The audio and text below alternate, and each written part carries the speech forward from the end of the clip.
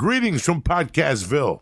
The Church of What's Happening Now is brought to you by Onnit.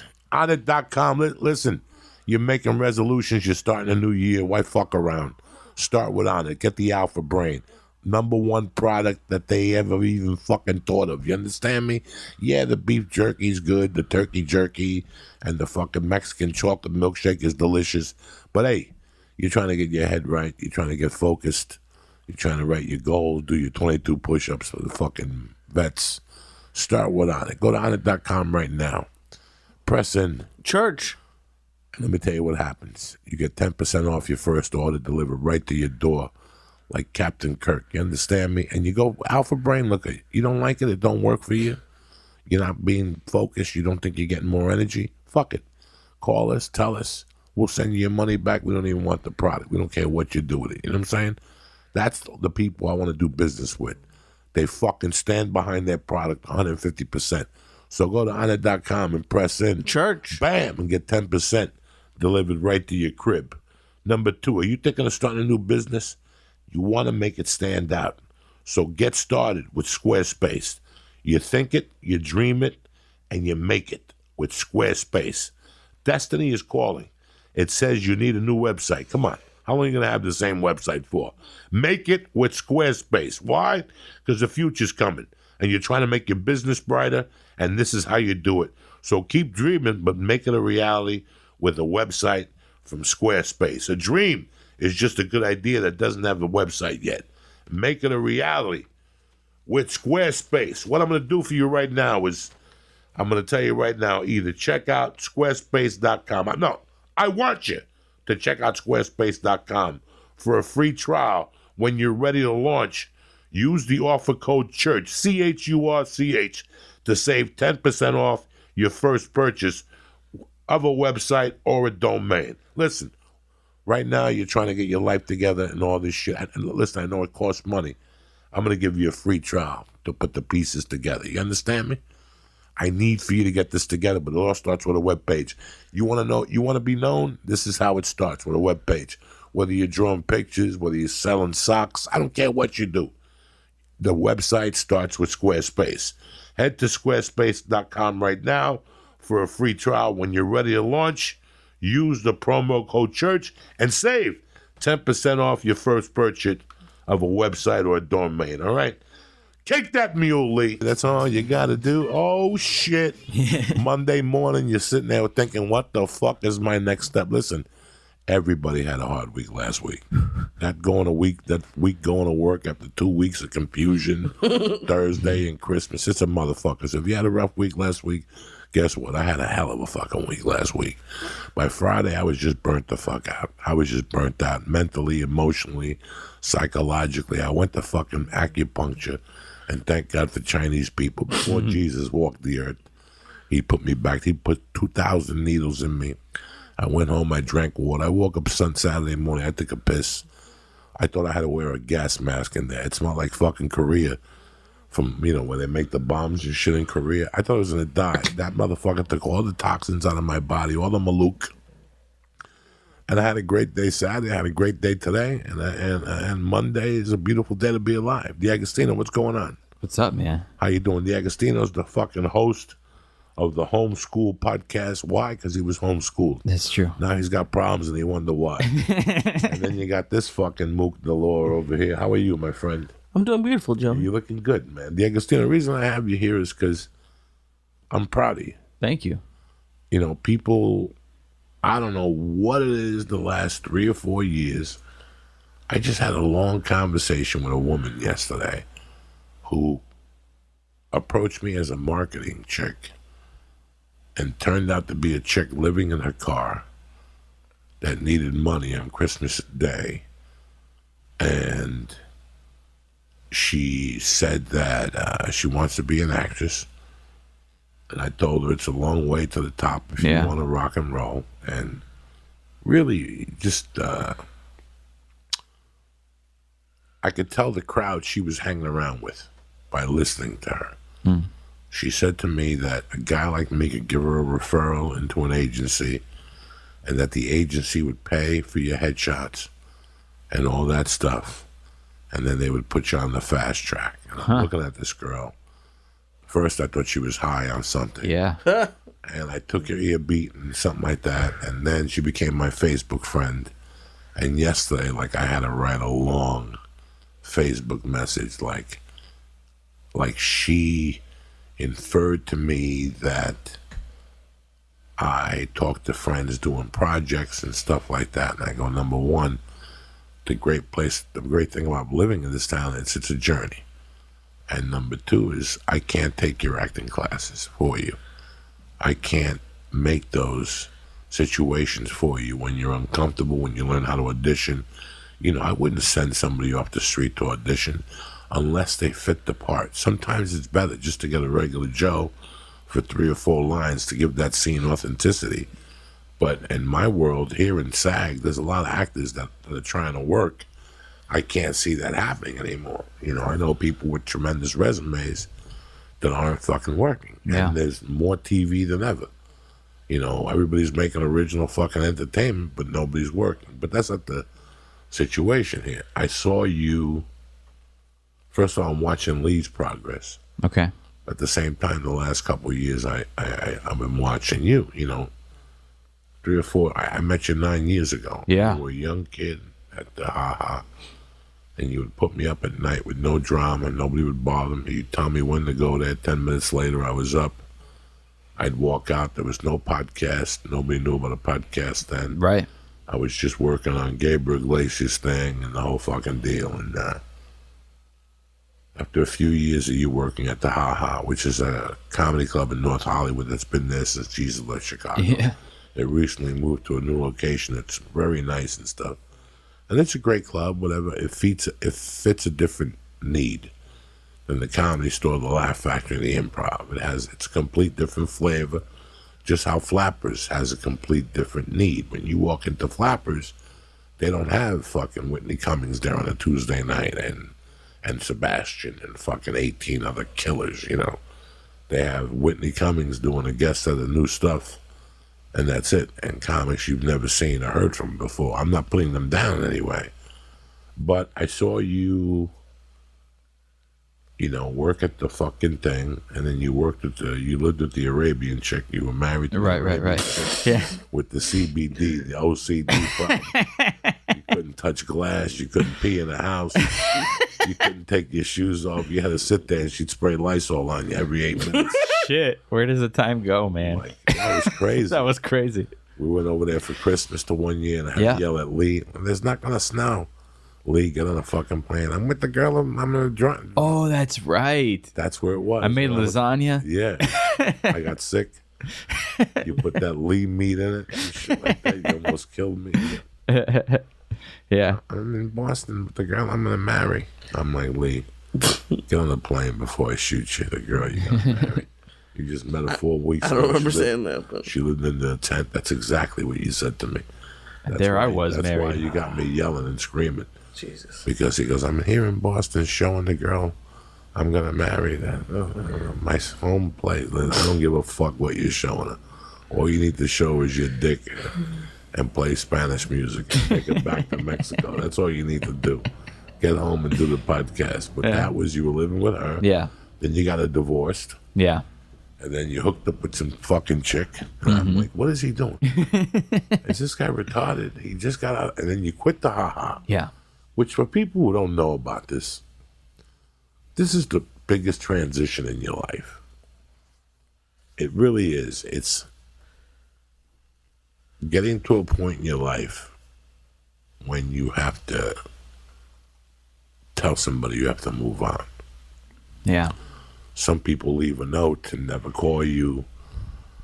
Some people, but there's a day that you look at a job and you go, you know what, man? I've done my time. I've been a loyal servant. I'm going to move on because I've seen every comic come through here. I've asked every question, right? You've asked every question. Yeah. You know, I worked at a comedy club, and it was my life. You definitely learn a lot. Like my job, I had to be there at 5. I was there at 4:45, waiting for the comic to come in so I could ask him if he needed water, and then I would ask him questions. How's the road? Oh, it sucks, man. I got 4 kids. I got to pay child support. So I'm also a school teacher. So I got to get back in the car and drive to New Mexico tonight. And teach at school at 8 in the morning. You know, you talk to all these different type of comics. You get to see it from a perspective that a lot of people don't see it. You're working it at a club. You know, on TV, you see a guy for 20 minutes. He seems like a sweet guy. He's funny.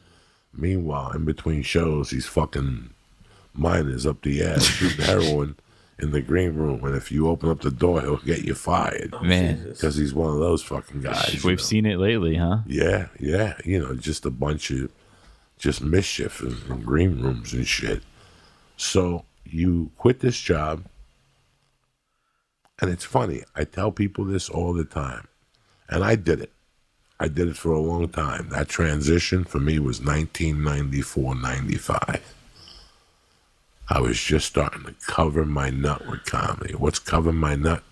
$800 a month. I was pulling down $800 a month, 3-4 months in a row. I would steal a lawnmower and bring it back or something at Kmart. I always found ways to help supplement my income, my comedy income.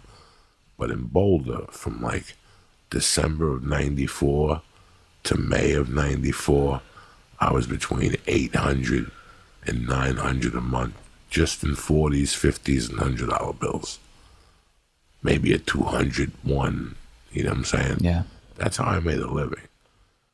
But at the same time, I was still getting up and selling cars at a used car dealer in East Colfax, trying to squeeze out $3,000.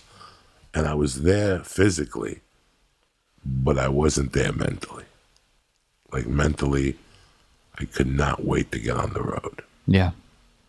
Like I was ready. I was killing in all these rooms. I was doing 20 minutes. I could either be like the rest of these guys and sit in this fucking comedy fucking circuit, or I could do something about it.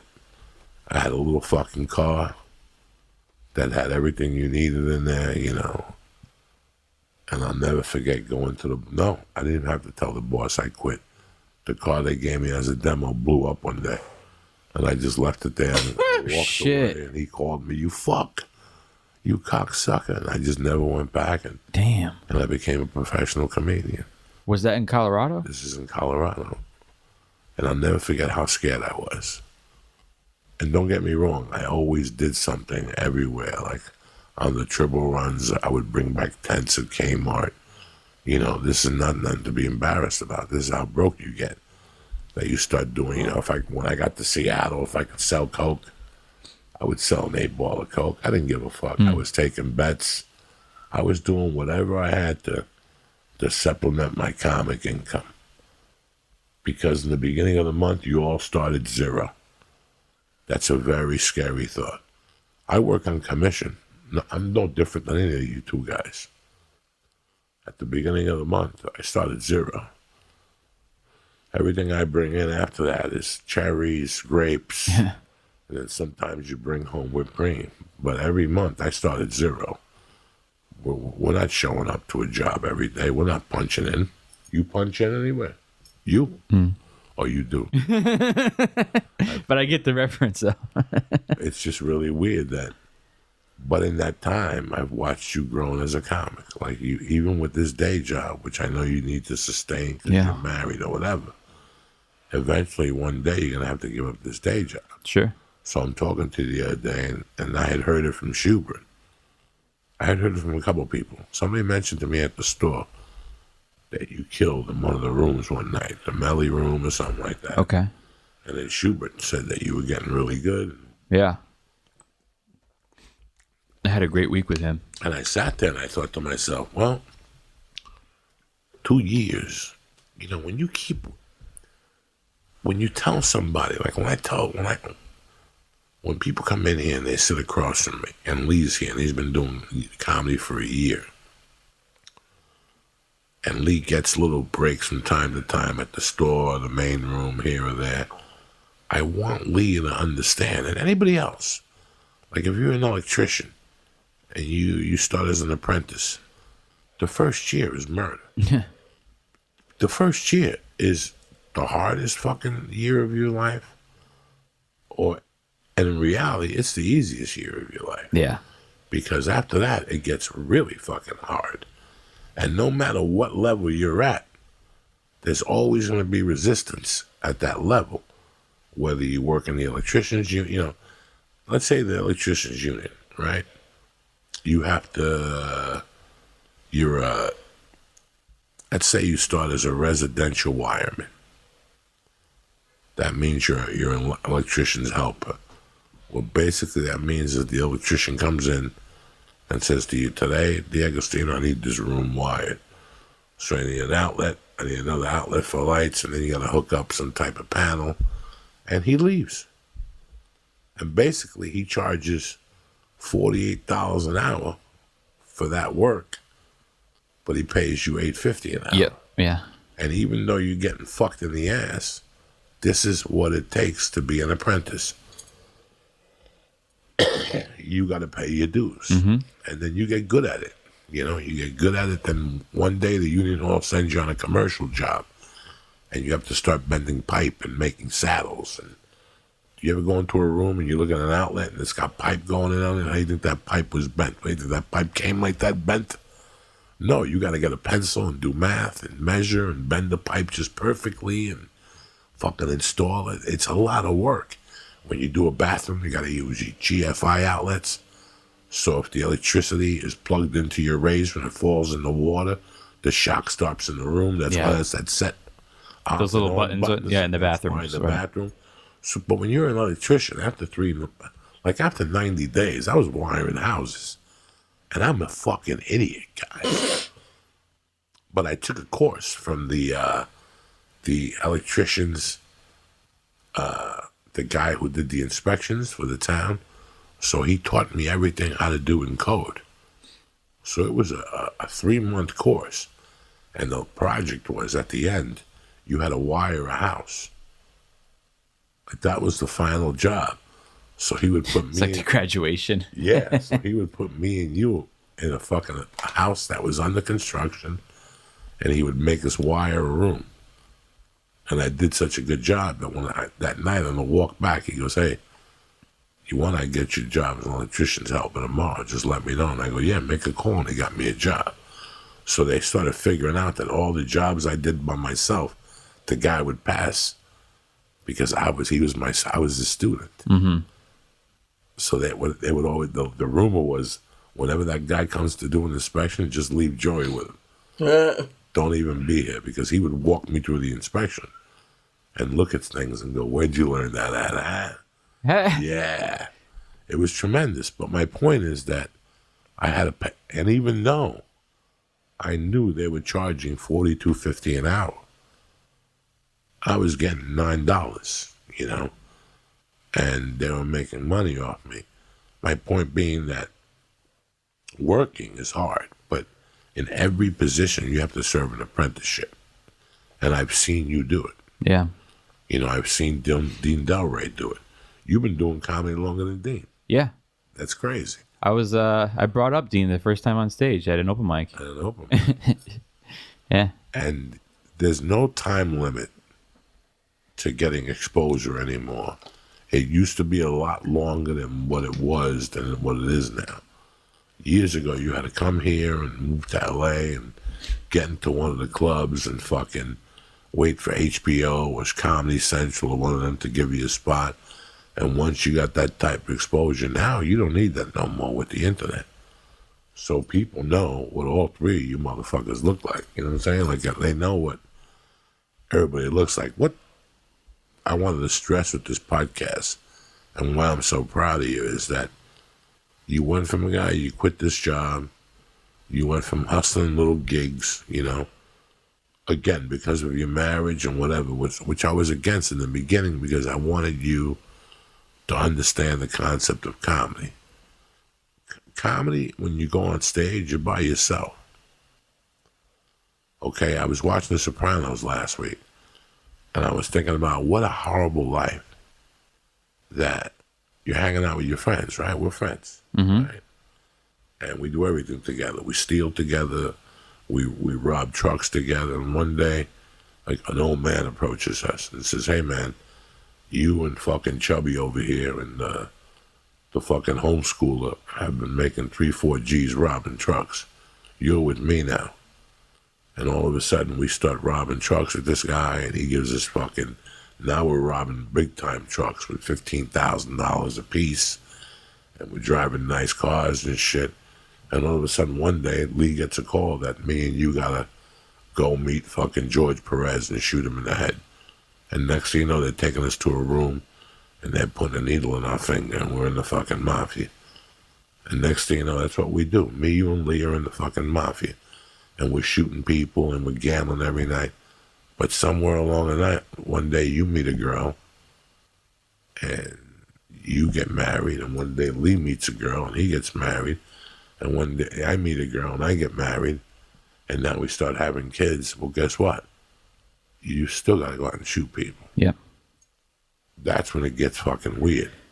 When you still got to go shoot people and come home and act like nothing happened. And you got to sustain a house. Like 6, 7, 8 G's a month. Plus the 6 you got to kick upstairs. So to make this type of money, you're booking, you're selling heroin.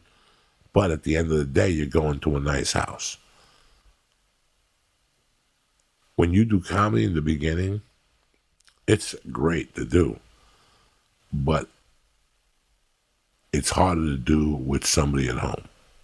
Do you know what I'm saying? Yeah. That's what I was against your marriage. I like Jen. Yeah, I just felt that if you were going to do comedy, if you quit the ha-ha, it was to do comedy.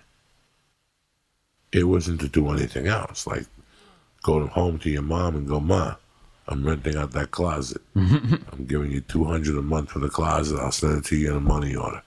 See ya. You know, and I'm going to go on the road for a year and make my name for myself and work these shitty fucking rooms and get ripped off and work for French fries and sleep in your car. Then you come back here and now when you go to the Improv and they tell you they don't want you, who gives a fuck? I know I paid my dues. You know what I'm saying? So then you come back for 2 or 3 months and you go back out there for another 9 or 10 and you live under commando rules. You know what I'm saying? Very cheap veggie and cheese sandwiches from Subway. You lose 30, 40 pounds.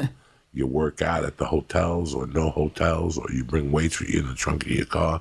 I had a basketball in the trunk of my car, a Frisbee. I had everything never to be bored when I first started comedy, you know? I didn't want Jen to go through that with you, you know? Right. And obviously, you adjusted the game for yourself. You got yourself a little day job, and you just kept nipping at the bud. Monday nights, you go to your boys' room. Tuesday night, MMA Roasted has a room.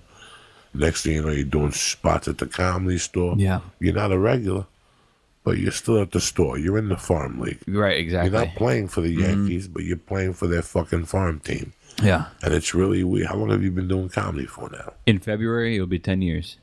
Oh, This February. February 4th. Yeah, man. I mean, I got lucky. I mean, Jen's super understanding about everything, but I never made the day job an excuse because I knew that would be easy to do, just to go, I'm tired when you get out of an 8-hour shift, you know? I always make sure that I'm out even afterward. I mean, I tell you all the time, I sometimes I don't go home. I just go straight to whatever. If I have a spot, I make sure I do 2 podcasts a week. I mean, I realize that consistency is the fucking game to play. How old are you now? 30. 30, yeah. So you're there where you can't fuck around. You start at 30, you start realizing what makes sense and what doesn't. You don't see the whole playing field, but you at least start to make sense. How has it been for you, like with the day job and going out at nights? I mean, it's fucking rough. I mean, some days I am tired, you know? It's exhausting, but I mean, I'm young. What am I going to do? You know, I got to do it now. I don't want to be doing it when I'm 50. How many nights a week do you go out? 4 or 5. 4 or 5. And then always 2 podcasts a week. And, you know, I'm starting to see people telling me things like, you're getting better. Like you told me I'm getting better. Schubert, everyone's starting to tell me, dude, you're getting funny. You're getting strong. And it's really nice to finally see it. You know, when I did those shows with him in Arizona, there was 8 shows that we did in 5 days. And every single show, at least one person came out from my podcast, you know. And it's finally great to start to get recognition, because doing the podcast for like a year or more is like, at one point I asked myself, like, what am I doing this for? You know, you start to see like the numbers not really getting higher, and then but I just got to keep going. So like that little bit of like people telling me, bro, you're getting really fucking funny, or people on Twitter going like, oh, great podcast. I started to go like, okay, it just keeps me going like another year, you know? I tell people, this is a game in 90 days. When I was doing comedy, it was a 90-day thing. I didn't know nothing beyond 90 days, nor did I want to know it. Yeah. All I was worried about with this week is I got a spot next week in Arizona. I got a spot the week after that in Spokane. You know, I didn't worry about that long-distant goal, even though I had the goal where I wanted to be and where I wanted to end up. I didn't think about it as much as the next 90 fucking days, you know? And I still remember having a day job and doing comedy at night. That was rough. Yeah. That was rough. Going home, taking a shower sometimes. Yeah. Sometimes. And sometimes going right to the gig at 8 and being the second comic up and then going home. Yeah. You know, and going. Or sometimes you rush all the way over there and you find out you're last. And then you fucking go home at 2 a.m. and then you you're all wired up from being on stage. You got to try to fall asleep. Then you fall asleep and you got to do the whole thing all over again. You know? So when you did the thing with Schubert, somebody approached you and said that if you put together something, they might be able to get you into a festival. Right. One of the biggest prestigious festivals in the country known for comedy. I've never been invited. Now they want me to go. I've also never been invited. Well, when I was struggling, nobody wanted to see me. Yeah, that's how it goes, right? And it's crazy how I thought about it last night. When I called you up to be on the podcast, I thought about it because A, I was very proud of you. And B, yeah, people do things for the wrong reasons sometimes. There was a guy that came on this podcast a lot that I love dearly. Till this day, I love dearly. But I lost a piece of respect from when he told me he got rid of his podcast because it didn't do anything for his career. That's what the biggest misnomer is with these things. And it bothers the fuck out of me. I don't know how many nights I've sat here and I've bewildered Lee on why he hasn't opened. If you open up a podcast school and call it Become the Next Joe Rogan, it would be off the chains. Your phone wouldn't stop. The fucking credit cards wouldn't stop pouring in. You know, remember 10 years ago, you came out here, and I've said this before, because of SNL. And you joined Groundlings or Improv Olympics, and you did the whole 8-year program, and you got discovered. Then they put you on a sketch show for Fox for 6 episodes, and they canceled that shit. You know, there's really no, it's either SNL or go fuck your mother. You know, it's just like the Wings. With that shit, it's either SNL and go fuck your mother. And they look for what? 20 to 25-year-olds on SNL. After that, you're pretty much done, right? They look for young cats on there. So it's a short window. I don't know where I was going with this. But it still doesn't matter. It's like, it's so weird how I just watched you keep grinding it out. You didn't ask questions. Jimmy Schubert throws you work. I throw you work. Obviously, you're going to San Jose with me. Right. It's Valentine's Day weekend. It's just really weird. And then the other day, Lee said to me, I came in here and he goes, you know what? I've been doing comedy for a year. I did 480 sets the other day. And I was very happy for Lee. But again, I'm one of those guys that I don't think of stuff. I live so much in the moment that I don't think about stuff as people are saying it to me. I think about stuff later. I've noticed First of all, Lee's a liar. He's been on stage since October of 2016. I did it for like 5 times. Fuck that. Yeah, you did it like 5 times, so you weren't doing comedy for a year. I'm really breaking his balls. I'm really breaking his balls, people. I know Lee Syatt for I don't know how many years. Probably 8 years, right? He can't stick to nothing for 10 days. People, 10 days. There's days I want to cry. He's the 10-day, 3-week guy, and then something happens. The food didn't get delivered. Remember the juicer? Remember when we went? The juicer. Remember when we went at the grudge match? He was so big, he looked Chinese. At the grudge match, people kept saying, At the "Who's premiere, the Chinese yeah. guy with you?" They kept saying, "Who's the Chinese guy?" I'm like, "That's Lee." Then he fucking showed up one day like he had AIDS. His lips were sucked in, and he's like, "I'm on a juicer. I've been living on fucking carrots and ginger," and he would sit here with this green paste and drink it in front of me with this look on his face, like it was like I had the taste of 10 different sperms in there, shaking up. And he got really fucking skinny, and then he snapped. He met Paula. Do you remember? Yeah, of course. He went nuts. There's a point there. He lost a lot of weight, a though. ton of weight on the juicer. I've lost it twice because then I lost weight Go to his house on now. kettlebells. That fucking juicer got more dust than fucking Sister Teresa's pussy. You still got the juicer, bro? It's hidden, yeah. It's hidden? Oh, yeah. Every time I think about doing it, I think about him talking about It's the like juicer. Rambo. He's got fucking camouflage on it, trees and shit. He's hid fucking, it's like got bombs and grenades. It's between the toaster and the blender. Yeah. You know, it's And I'm not deep in the goofing. cabinet. I'm not goofing A on little Lee. bit. I'm saying more that Lee is from that generation that, like a lot of us, we don't let the miracle happen. You have to put the time in to let the miracle happen.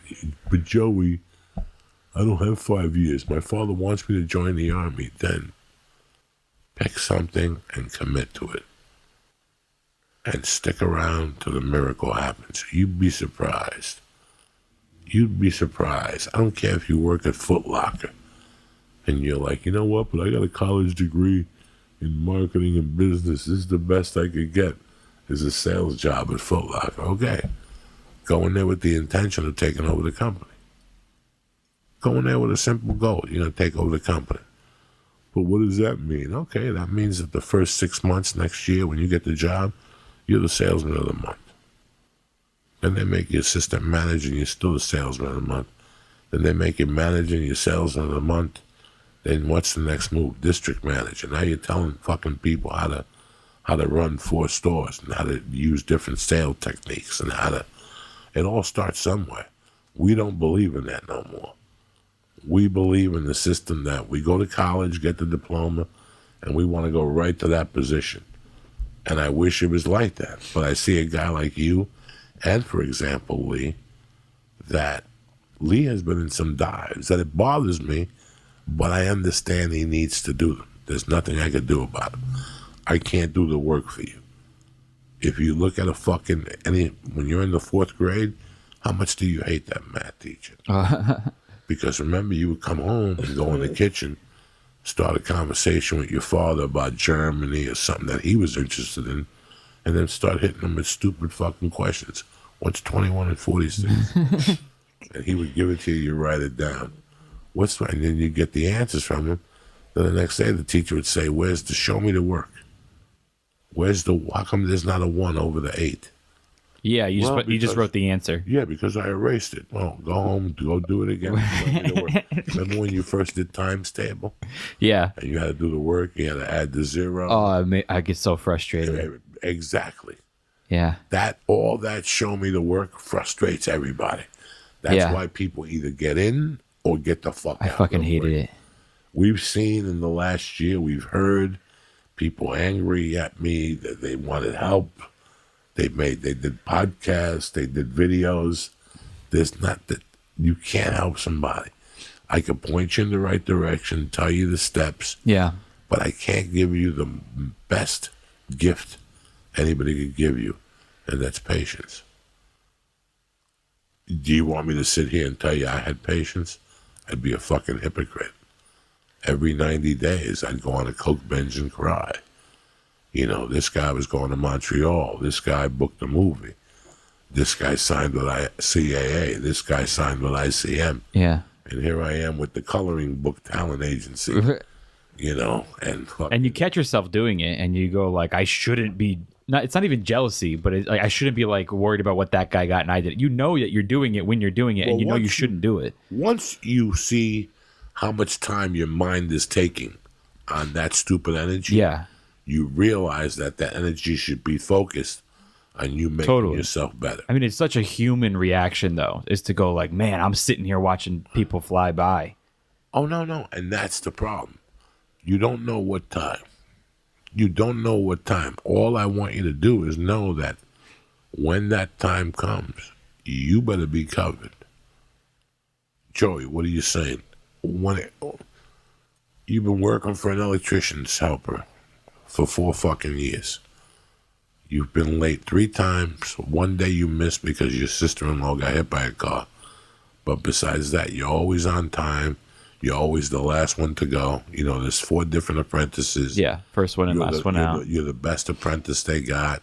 You're trusted. They give you a truck some nights. You bend pipe. You install fucking power on the poles. You could start from A to Z. You're ready to become an electrician. All you're doing is you need more man hours, and you probably need to take a written test. Mm-hmm. Because after 2 years as an electrician, as a helper, you become a residential wireman. That means that I could leave you on your alone to wire a house. That means you could get some dough, 16 an hour, 15 an hour, 17, 15 an hour. It's not a bad living, guys. Especially if you're union. And then you're in the apprentice program. Because with the union, you have to take a certain amount of classes every week. But once you take those classes, still, you have to put in the man hours. So once you have enough hours, like I'm doing jiu-jitsu 5-6 years now. I'm terrible. I'm fucking terrible. But there might be a guy that's been doing jiu-jitsu for 2 years, and he's just sensational. If I focus on him, I'll lose my jiu-jitsu game. When I look at people's belts, when I roll with them, I fucking lose mentally. It's the same thing with comedy, you know. And what you did, I mean, I'm really fucking blown away, Agostino. I'm really blown away. And even Lee, I'm really blown away. Especially Lee. Like I said, he can't do nothing straight for 2 weeks. Bronchitis, slimbitis, his mother's coming to town. But you know what? He looks at it. He understands it. You know, I'm happy this is his first year, but good luck. Yeah. I'll see you in 8 years. Then come talk to me and let me know what you think. You know what's funny? I've never really been fucking captain commitment either, you know? Like, I was homeschooled, so all you're talking about is with the math and stuff. I was doing it with my mom in the kitchen. That's where we did the school. And then you got to leave the table and go do homework by yourself. And then when you're doing the work, you got to bring it back to your mom. And I mean, I imagine a lot of kids that go to public school, you were going to school because your parents pushed you or society pushes you. No one was like really pushing me in my household. And when you do homeschooled, you're like, it's up to you to do it. And I wouldn't do it. I just fucking wouldn't do it. I hated school. And there came like a point where my dad had like a really bad surgery. He lost his kidney when I was like a really, really young teenager. And so he was in the hospital all the time. My mom was taking care of him. No one was pushing me to do school. And I just fucking stopped. I just wouldn't do it. I went like grades missed. So then like towards the end when people started to pay attention to me again, I had to like make up for so much back work, you know, and then I didn't go to college. I went and just did like jobs right away. You know, jobs at the mall, whatever jobs I can find, but I always quit to do that job. I get sick of stuff really quick, but stand up is the only thing that I did with me pushing me, you know, like that was everything else. Someone had to tell me to go do it, but stand up, I don't know. It's 10 years is like the longest I've done anything straight. I had a problem where if I didn't like it, if I didn't enjoy it, like even in school, like I liked history and English, I would do well in those classes. But math and stuff, like my mom was on me, so if I didn't get at least a B, I'd get in trouble or something. So like I would work hard enough to get a B, but that was about it. But if I enjoy it, like with stand up, then for what I don't know, I think it's and that's what life is working hard at something that you don't like. But that's my problem. Stand-up's got failing too. But you like it. If you like something, you just like something. You like its goods and you like its bads. But you can get back on stage quickly. Yeah. Like, even if it's only one day. Bombing don't bother me. The gratification's a little quicker. Like, you just learn. It's just a learning experience. I feel really bad and I've said this before on the podcast, when I meet you, let me get that tissue paper over there. You spitting it already? Yeah, this one I I spit. don't give a fuck. Okay. I don't mind a little Jew DNA. Jew DNA is good for you, you know what I'm saying? I hate when I see anybody quit anything. Yeah. Because I quit so many things. Growing up, I quit the bass, I quit the guitar. Like I said before, I've had every job. I had every opportunity. If I wanted to do it, I could do it. If I would just say, oh, that looks interesting. I used to be one of those assholes. Huh, that looks interesting. But once they make you do it, you're like, this sucks. Yeah. Like before the movie Cocktail came out, I just like what my mom did. It looked like it was easy bartending. And it was easy as it looks. Yeah. It looks fun. It looks fun. It looks fun. If you're at the right bar and everybody's doing blow and they're fucking each other in the ass, that's what you see in Carlito's Way, right? The bartenders are dancing and shit like that. I've worked at those bars. Yeah, and that's not a real reality. Right. You know, and it's, number one, the first time you get on, the first thought that that stand-up must be for you. When was it? Because I know one thing for sure, and this is when I know people are real, when they're a student of the game. Mm-hmm. Mike Tyson is fucking retarded, and I hate to say that. Not to mention he got hit in the head 10,000 times. If I sit Mike Tyson here and talk to him about fights, we could sit here for 10 hours, and he'll point to me to every classic fight. He knows every classic fight all the way back to the 1900s, even in England, because they become students of the game. Explain to me how comedy came into your life. Was Dane Cook one of your early influences? Yeah, absolutely. Were you in the mirror jumping up and down? You know what? I was a giant fan of stand-up before I ever even thought I would ever do it. My dad was really into jujitsu and all that shit like that, and tried to get me into it. I was really just more into comedy, watching it. There was not really specials back then, but you can go buy like a VHS tape of comics, and that's what I would do. I'd go get CDs. And then I remember Dane Cook was the one that kind of made stand-up popular again. Like all of a sudden my friends were telling me about stand-up. I've been telling you guys about it for years, and now you want to tell me about it. Now, who were you turning on at first? Bro, I was listening to Bill Cosby. Okay. When I was a kid. You feel guilty now a little bit? No. Like a little party, you're like, oh, I was a fan of a child rapist. I don't feel guilty. I feel really bizarre about it. I get mad at Lee to this day because I'll never forget the day he told me how much he paid. I think it was pre-Paula. It was when Ashley was here, the girl living on my couch. I went to go see him in Cerritos. I went to go see him. I didn't like him after 92. It's way before the rape charges. I didn't like him since 94. Since the Colorado. But anyway. He was obviously a fucking Mr. Hypocrite. You know what I mean? Not to interrupt you. So it was Cosby first. I'd say Cosby, yeah. It was one of the first hours I watched. Watched. And then was it the one with the dentist? Bill Cosby himself. Yeah, that was like 1980. That was me too. That was me. I had the VHS. What was it on? It came on. It was like on an HBO special. They aired it on like HBO or Showtime or one of those. Had you heard about stand-up at the time? Did your friends say, did you watch the stand-up comedian? And you when I was 11, I went to a comedy club. And where? At the Haha.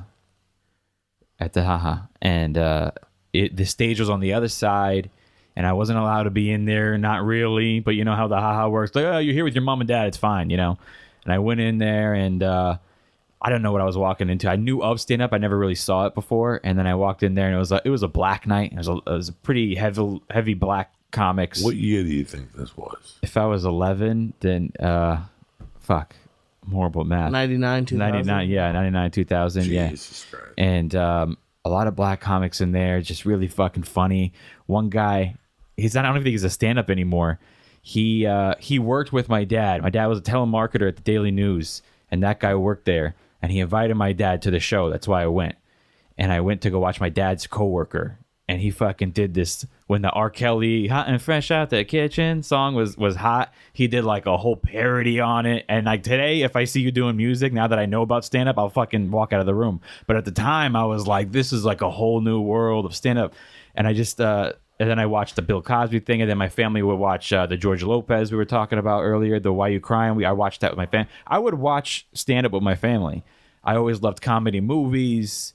I'm a fucking big sitcom guy. You know, I'd watch Everybody Loves Ray with my parents. Then I found out Ray Romano did stand up, and I was like, oh shit, I had his album live at Carnegie Hall. And then I remember I started to go, the only public school type thing I did was Catholic school. When you get your, not communion, but confirmation. I started to go, and then one day in the confirmation, we had like a retreat where everybody had to like do something. Yeah, everybody, we had like a retreat. We were all like 14. We all had to do something, and I didn't have anything to do, no talent, something like that. And I went up there, and I remember one Bill Cosby joke, and I went up there and told the Bill Cosby joke, and I said it like it was mine, you know, because I'm like, none of these kids are gonna know the fucking Bill Cosby's jokes. So I did that, and then I started to think like maybe I could do stand up. And when I was maybe 16, I still got the notebook. I wrote an act, never performed it. Never once, but I wrote like ideas. I wrote like an act, like about like my nieces and nephews and jokes about my mom and stuff like that. And then I used to go for walks. As like I said, I was homeschooled. I didn't have too many friends besides the kids in my neighborhood. And I'd walk down to their house, and while I would walk, I would listen to my Walkman. And I had one of the Dane Cook CDs at the time when he was hot. And I remember that first track where it goes track one, where it's like, ladies and gentlemen, Joey Diaz. And the crowd was like, ah, you know, track one when you always hear that. But Dane Cook's album, they kept going like, give it up for Dane Cook. And I just kept hitting repeat. And I kept getting like anxiety and like a high from hearing the audience cheer for you, you know? And I just thought, like I said, I want to fucking do it. And I kept telling myself I want to do it. And then like some family members and some friends started to encourage me. And then I finally did it when I was 20. I was working some mall job, and they laid me off, and I got unemployment. And I was like, well, I'm going to try to do stand-up while I'm on unemployment. And You went to the AHA? no. I went to the improv open mic, because at that time I started going to, after I turned 18, I would go to any 18 and over show. And the improv had, the early shows were 18 and over, the late shows were 21 and over. So I would go to the early shows, and I started going to the improv a lot, and I would watch all those guys. I remember being there one night, and it was like when they were filming the movie Funny People. Remember with Adam Sandler and all those guys? And I went down there one night, and everybody from that movie came down there to work on stand-up. And they're not even stand-ups. Jonah Hill went on stage. Seth Rogen went on stage. And then they put on like real comics. I remember like Ben Morrison was there, and like fucking Greg Wilson and Rich Aronovich, all those guys like closed out the show. And I just remember thinking to myself, like, man, I always like imagine that's me, and I'm just gonna fucking do it. And I asked the open mic, when's your open mic? The improv, I asked them when's their open mic. They go Tuesday nights. I went down there and I signed up. I was 20 years old, and I never stopped. You got on? Yeah. Now it's like rare to get on there. It was raffle back then too, but I didn't know that. I thought you sign up and everybody got up, because I got up the first time. So the second time I went back is when I found out that it was by chance. Very, very green to the situation of how it worked. And how long now, what were you doing for work at that? You were on unemployment? I was still on unemployment. Living at home? Yeah, I was still living at home. And what did you think the fact that you got off stage? For the first time, it felt so good. It felt really, really good. Like I thought I did better than I actually did, because I was more happy that I actually did it. I was more impressed with myself that I had the courage to do it. So the second time I went back, I thought I'm going to do great tonight too. And I ate a bag of dicks my second time. My second time, they just fucking stared at me. Where was your second time? Same place, improv. And then after that, I started going on like Craigslist to look for shows. I went on Craigslist, and they, you know, all these guys that run bringer rooms will put ads on Craigslist like, hey, I'll book you at the Comedy Store. And of course, you're a fucking kid, and you're like, oh, I'll answer this ad. But it's really just a way to get bringers, which I didn't give a shit. I mean, I brought people. When you're new, you fucking bring people to get on stage. And so that's what I did. This guy named, I forget, something Gold, Joey Gold, some New York guy, booked me on like a belly room show. Then I met somebody else who booked me on this show. And then I went over to the Haha open mic one day, and that's how I started there. How long before you started working there? Maybe a year and a half. After you started going there regularly for the open mic? Yeah. Because it used to be run by Eric Allegria, was one of the guys pretty much booking the shows there, and Enrico. And then I started to go with open mics and became close with those friends. And then they would put me on their Tuesday night show. Tuesday night was like when, Adam Hunter would go by and Darren Carter would go by, and they give him 10 minutes. And then like they throw a guy like me on for 5, and they started giving me. And then eventually, I got tight with Jack just because I was always bringing a lot of people, and I was always there every single day for the open mics. And then shit just happened. They go, "You want to do your own show?" And I was like, "Sure." That's how it starts. You do your own show, that turns into you fucking working there. Then you can't bring people no more because all your friends foot and saw you already. Now it's like, okay, we'll text these phone numbers and invite people for free tickets to come out, and then you'll get 5 minutes on the stage. Okay, cool. You DJ for spots. What a whole science of having a club giving away tickets. I know. When I got here, the Comedy Store had a room upstairs next to Paulie's office. And it was 5 phones, and the guy that ran this was Enz Mitchell, who is now the owner of that club on Pico, the Black Club on Pico. Oh, really? The Union? The Union. The Union? Enz Mitchell was a good guy, fair. And it was me, Shane Matash, and the guy that was dating Kelly Kirsten. I just see online, I forget what his name was. Maybe 2 other of us. And our job was just to call businesses every day. "Hi, my name is Joey Diaz. I'm in the Comedy Store. I don't know if you've heard of the legendary Comedy Store on the Sunset Strip.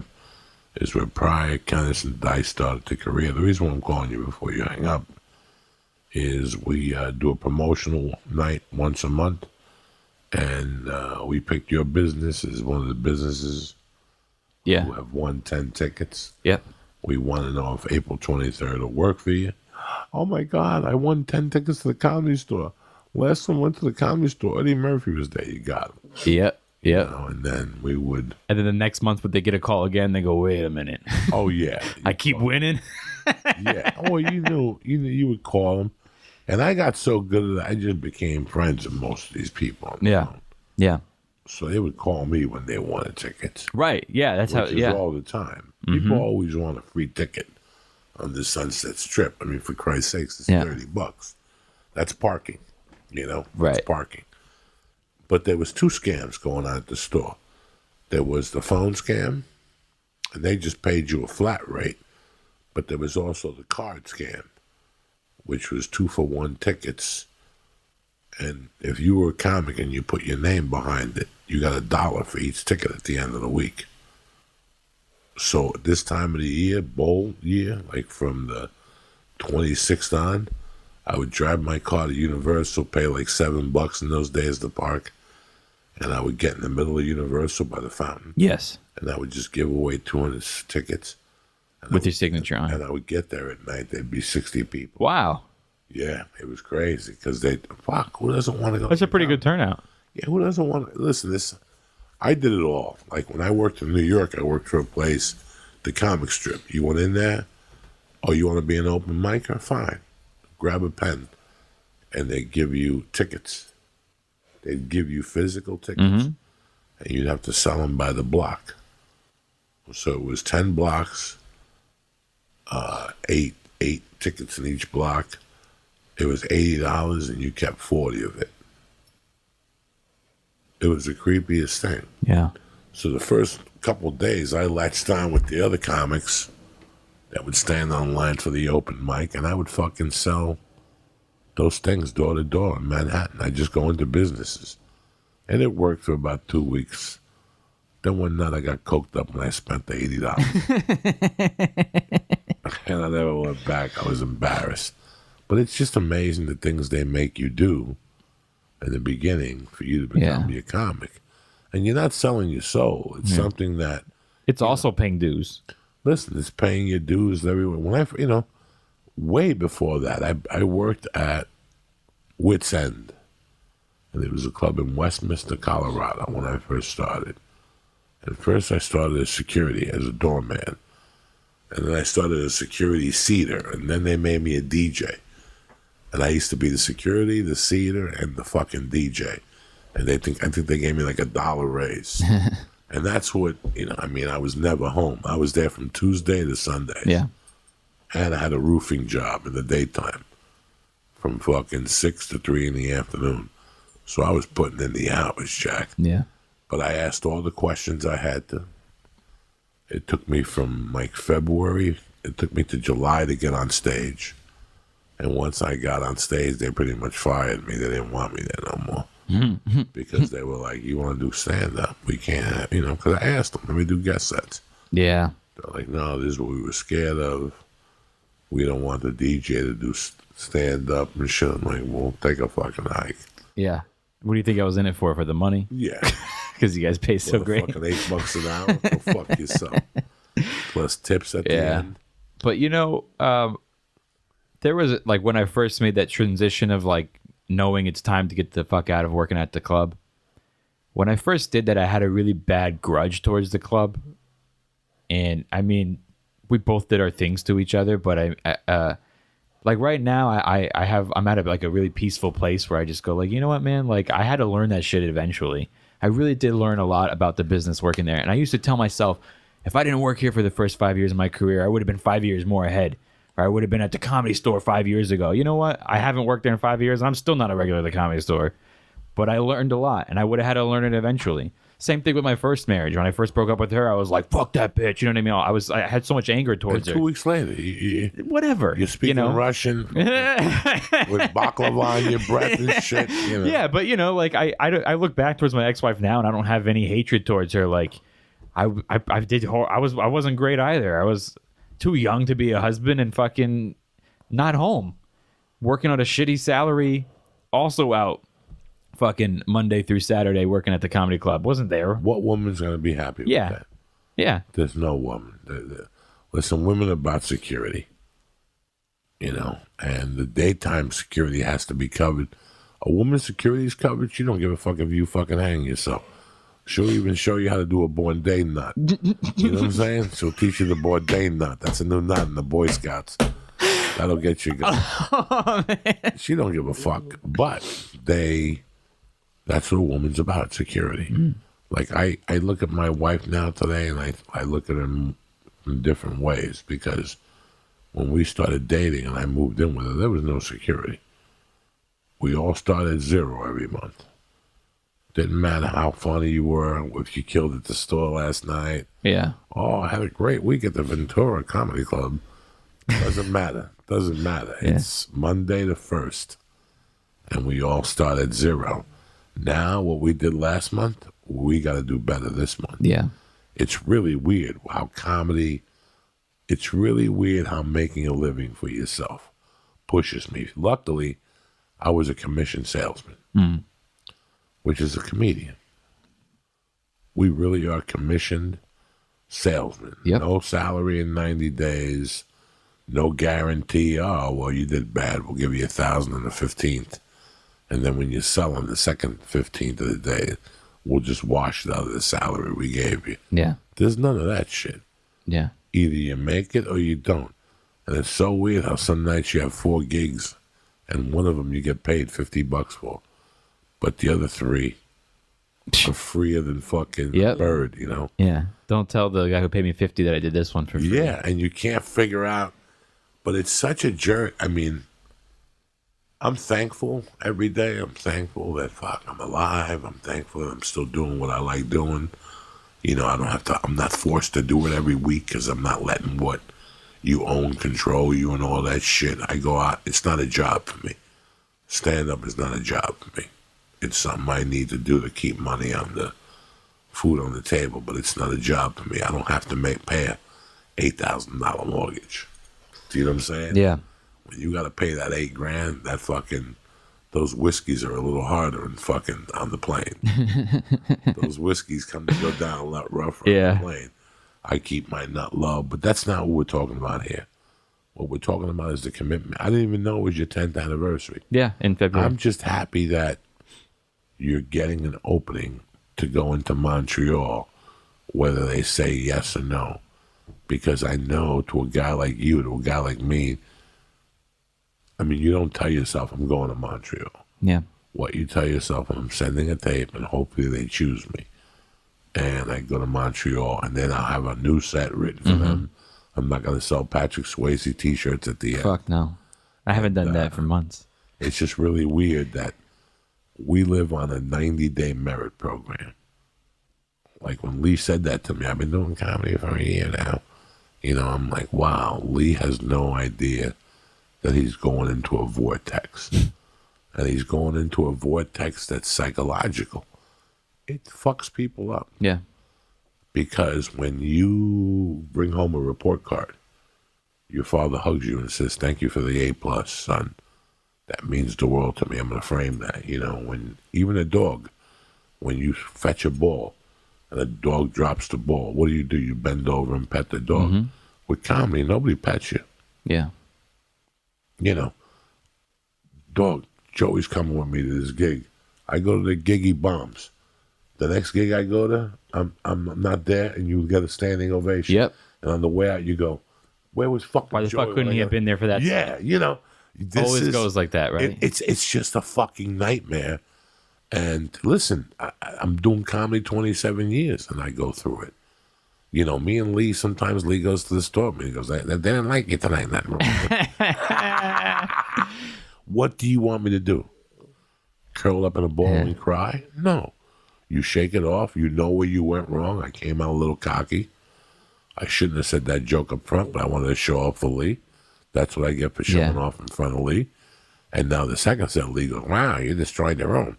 Because you picked up your whatever. You learned the mistake. You learned the mistake. That's why I say failing in this is not, you're happy about it. If you like it, you're like, I like failing. This is what I do. Listen, failing means you're alive. Yeah. We've associated failure with death. Like, it's this fucking thing that was scared to fail. Listen, I'd rather you try it, even though I knew it was a dog with fleas. When you brought it to me, I knew it was a dog with fleas. But who the fuck am I to tell you that? I think everything's a dog with fleas. You know, you bring with an investment idea. I don't know nothing about investment. It's a dog with fleas. You know, I just know what I know and what I can help you with. So when you come to me with something that's not in my field, how can I judge it? You know, people always ask me, why don't I judge Kill Tony? I love Tony Hinchcliffe and I love Brian.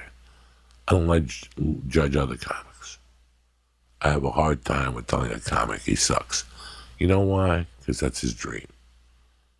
You sucking at carpentry? That's, you know, you sucking at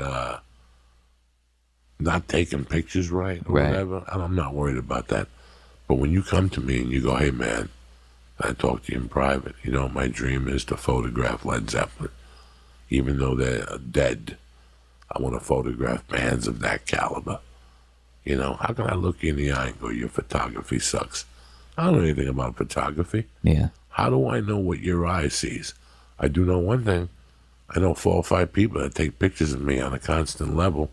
And I know another 3 or 4 people that paid big money to take pictures of me.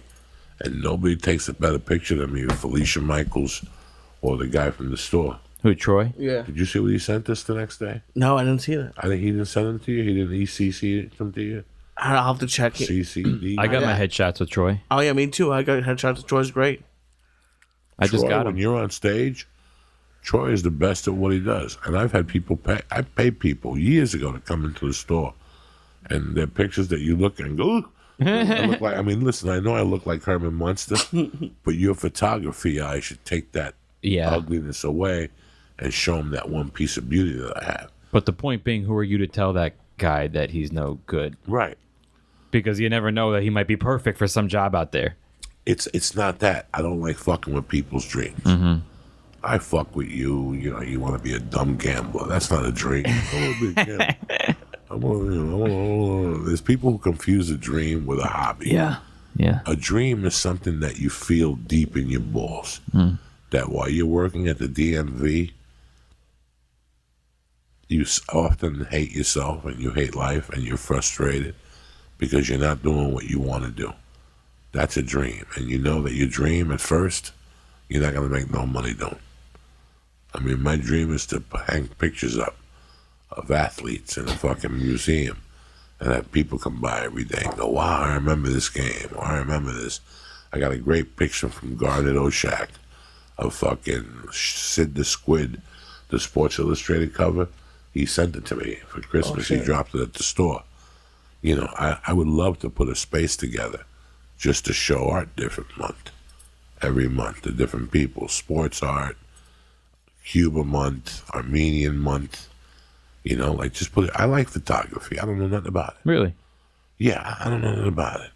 But if I did like a Chinese art month and you brought in a Buddha and a couple pictures of China, a couple pictures of Chinese people doing karate, I don't give a fuck. I love to do something like that. I just don't know how to even start. Do you charge the painter for wall space because you know 1,000 people are going to come through there every day? I don't know how to start. Yeah. I love all that type of shit. But that would be a dream of mine. That's a dream of mine. When I was a kid, I used to work with flowers. Do you guys know that? No. It was one of the ones like your mom owned part of it or something? My stepfather, when he got out, he bought into a flower thing. And I got to tell you, man, that's a great business. Yeah. I don't know what the cost of flowers are. Right. No one does. I can't imagine what they are now. All I know is every year I see rose sales around Valentine's Day. And I go, Jesus Christ, these people are fucking thieves. Did you do the assortments yourself? Did you have fun doing that? The guy in those days, this is probably between 8 and 10. And on the weekends, I would go up there in the summers. In the summers, I was delegated to the butcher shop and to them part the day. So in the mornings, I would start with the flower shop. Then in the afternoons, I would have to go to the butcher shop. So I would get up at like 3:30 in the morning, go to Manhattan, pick up the flowers, take them back to Jersey, cut off stems, de-stem the roses. That sucks. When you got to get a rose, and then fucking hold it, and then take a de-stem and de-stem the roses, and you have to do all that shit. Damn, you're doing that at 8 years old, 10 years old? 8, 9, 10 years old. I would do that and then help. His name was Ivan. I would help him with the arreglos, means the arrangements. And then I would put them in the front refrigerator, and people would come pick them up, or they deliver them to funerals, or whatever the fuck it was. And once I swept the floor there and everything was done, at about 11:30, I would cross the street, and they had a fucking butcher shop. It was really a numbers operation, and I would go back there, and I had to clean out the freezer, sweep the front, go get the guys cigarettes. That was the easy. Yeah. Stock the shelves.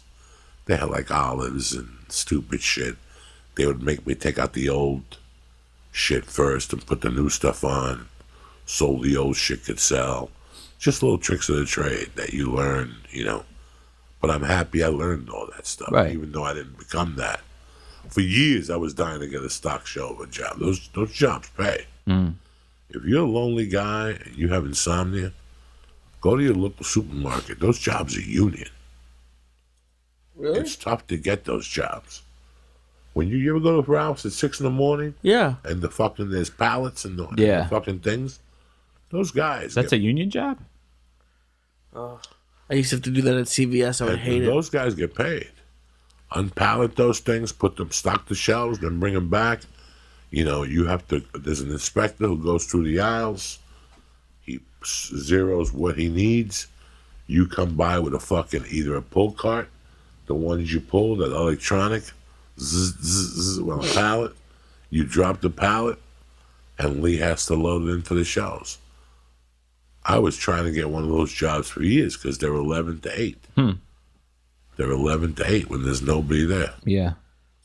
It is kind of weird. You were saying earlier how like we are who we are. Like I always liked working nights. Like it's weird that you like working nights and then you start doing stand. Like you're just kind of drawn to certain things. That like because you were drawn to stand up from an early age. Like no, I was drawn to stand-up comedy on vinyl at an early age as a fan. Did I think about going to a comedy club? Not in a million years. Yeah. When it came time to quit high school, the job I quit high school with was a day job that after a month became a loading job. But I knew one thing. I knew at the age of 10 that I was never going to have a day job. Like, I just knew that. Like, that was going to be a problem. And all you hear about by the time you get to high school is colleges, and that you have to work in the city, and your hours are 9 to 5, and all this shit. And I would get anxiety thinking about it. Like, I would be hanging out at Ashway's, my local deli, and I would see people getting off the bus at 6 and coming in for a sandwich or a dozen eggs or a pound of cheese and a pound of roast beef for the next day's sandwich. And the thrill would go away. It's always a big thrill to work in a city when you come from my area, when you're 3 miles from New York City. It gives you like that thing to brag. What do you do, the Agostino? I work on Tully Avenue. What do you do? I load buses in Newark. What do you do? I work in the city, bitch. You don't even say where. You just say the city. And people are like, ooh, Mr. Big Shot, you work in the city. Let me, sorry, I didn't mean to interrupt. No, I'm going to ask you a question, and then it's going to have a follow-up question. Go ahead. So we've known each other for a long time, so you've obviously always been very good at sales. Yes. Would you say, out of all the products to push, is selling yourself was the hardest fucking one? Follow-up question.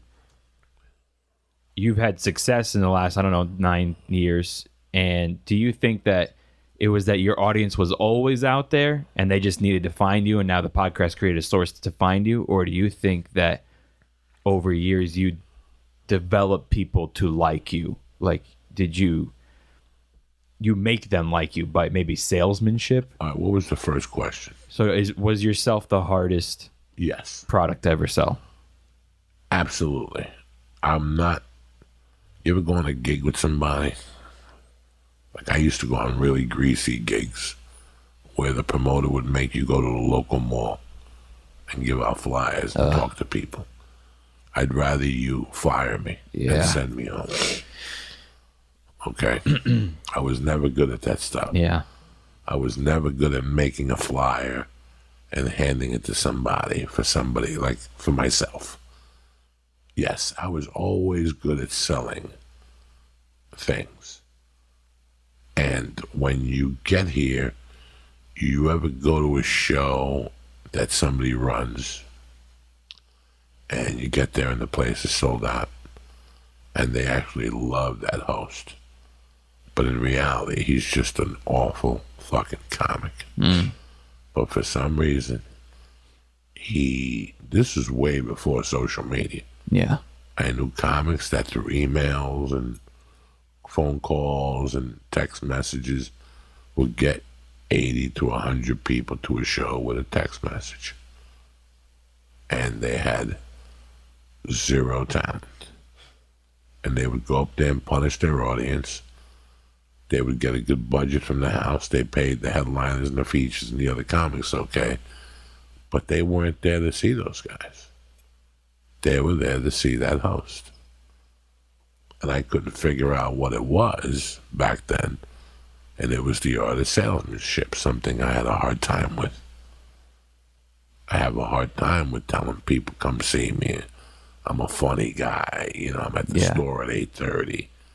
That's hard for a guy like me. But then something came that was a misused tool for people. It was called the internet. And it was fair game. A guy by the name of Dane Cook had become a star using a site called MySpace. Mm-hmm. So every comic, whether they were soldiers of Bill Hicks, I'm a Kennison fan. Do you think Richard Pryor would go home at night and get on MySpace?